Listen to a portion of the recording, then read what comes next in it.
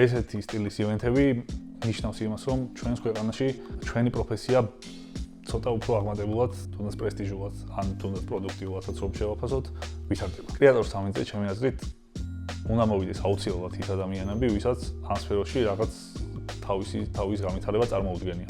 ერთი კატეგორია, მეორე შეიძლება იყოს ადამიანები, ვინც ცოტა უფრო მარკეტინგის მხარეს არიან და იუთუბერებს ან ზოგადად ინფლუენსერებს ემუშავებიან სხვადასხვა რაღაცეებზე.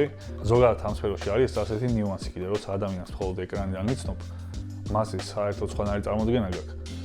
და როცა უკვე პირადად ნანახი ყავს ან პირადად გაისაუბრები, შემდეგ მაინც ახმა იცვლება ჩემი დაკვირვებით ასე ხდა.